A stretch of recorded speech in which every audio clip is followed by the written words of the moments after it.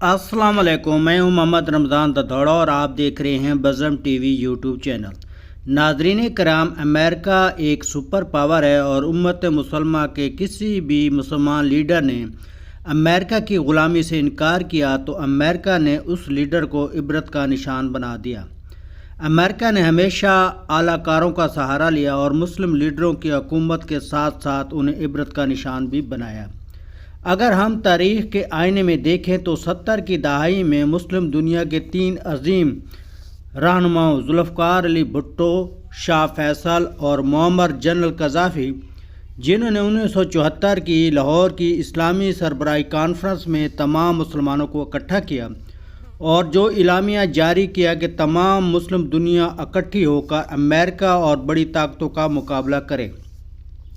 اس اعلامیے سے امریکہ کی چودراہٹ اور جگہ گیری خطرے میں پڑ گئی۔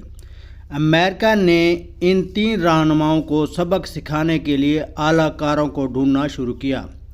شاہ فیصل کے بھتیجے کو امریکہ سے بلا کر راضی نامے کے بہانے بھتیجے کے ہاتھوں چچا شاہ فیصل کو 1975 میں قتل کروا دیا اور دوسرا نشانہ ذوالفقار علی بھٹو کو جنرل ضیاء الحق کے ہاتھوں پھانسی دلوا دی اور تیسرا نشانہ لیبیا کے معمر جنرل قذافی کو باغیوں کے ہاتھوں 2011 میں مروا دیا۔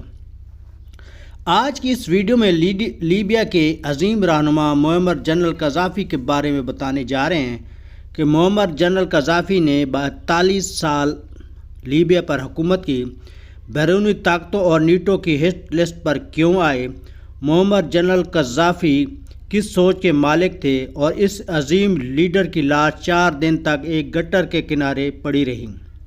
ناظرین کرام، معمر جنرل قذافی اٹالین لیبیا میں 1942 میں پیدا ہوئے۔ اٹالین لیبیا دراصل نارتھ افریقہ کا علاقہ ہے جو کہ کنگڈم کو اٹلی کے زیر سایہ رہا ہے۔ معمر جنرل قذافی کا تعلق بدوین فیملی سے تھا اور اس کے قبیلے کا نام قذافہ تھا۔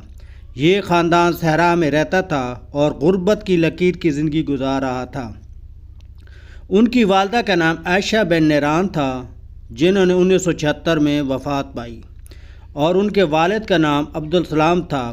ان کے باپ کی وفات 1985 میں ہوئی۔ معمر جنرل قذافی اکلوتا بھائی اور اس کی 3 بہنیں تھیں۔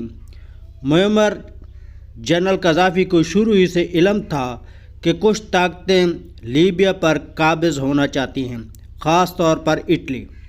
معمر جنرل قذافی کے دادا کو 1911 میں اٹلی کی فوجوں نے مار ڈالا تھا۔ فرانس اور اٹلی لیبیا کے 2 حصے کر کے ایک حصے پر قابض ہونا چاہتے تھے۔ معمر جنرل قذافی نے دیہاتی اسکول میں داخلہ لیا۔ بعد ازاں ایک اچھے ادارے میں داخلہ مل گیا۔ جنرل قذافی کے والد اس کو ایک بڑا آدمی بنانا چاہتے تھے۔ آخر کار یونیورسٹی آف لیبیا سے فارغ التحصیل ہوئے اور 1963 میں رائل ملٹری اکیڈمی جوائن کر لی اور ادریس کی حکومت لیبیا کی فوج کو برطانیہ سے ٹریننگ ملتی تھی۔ قذافی کو یہ عمل پسند نہ تھا۔ بادشاہ ادریس کی حکومت اسرائیل کے زیر سایہ چلتی تھی جس پر معمر قذافی ادریس سے سخت نفرت کرنے لگے۔ معمر قذافی کی محنت رنگ لے آئی۔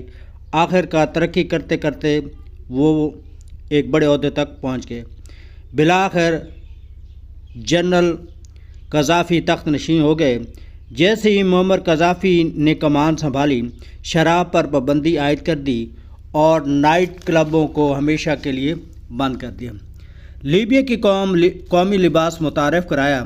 1969 میں لیبیا کا D G P growth rate 3.9 تھا اور اگلے 10 سال یعنی 1979 میں لیبیا کا G D P growth rate 24.3 تک لے آئے۔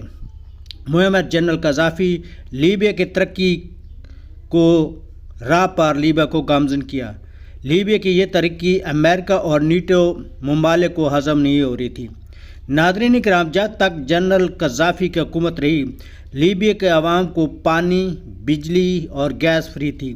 لیبیا کے عوام کو جب قرضے کی ضرورت پڑتی وہ بینک سے بلا سود قرضہ حاصل کر سکتے تھے۔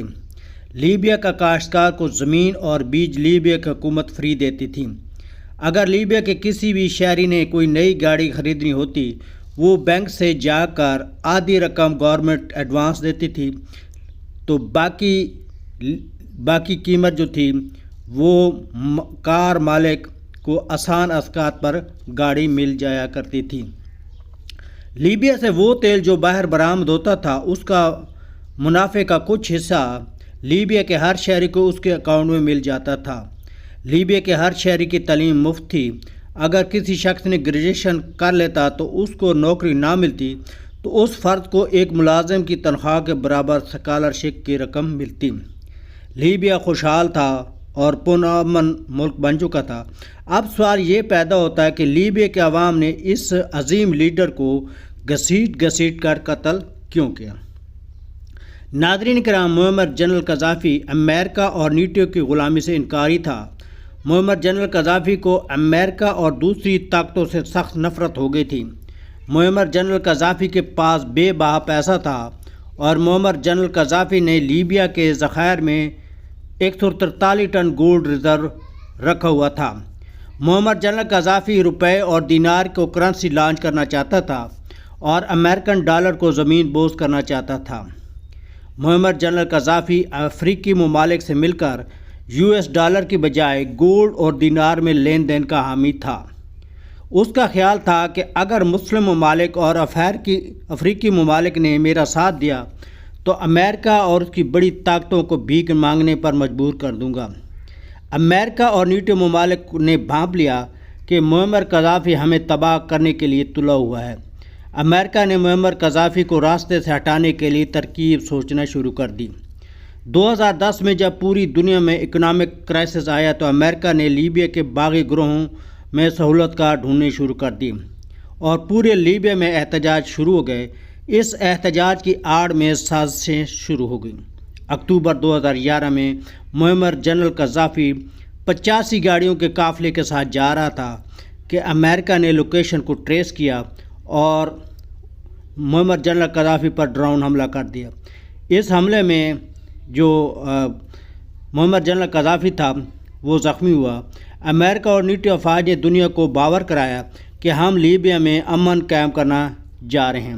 معمر جنرل قذافی نے آخر میں آ کر اقتدار باغیوں کو دے دیا، مگر امریکہ کا باغیوں کو حکم تھا کہ اس کو قتل کر دو۔ لیبیا کے اس لیڈر کو باغیوں نے قتل کر دیا اور 4 دن تک لاش ایک گٹر کے ساتھ پڑی رہی۔ تمام مسلمانوں کو چاہیے کہ پیسے کے لالچ میں آ کر بڑی طاقتوں کے اہلکار نہ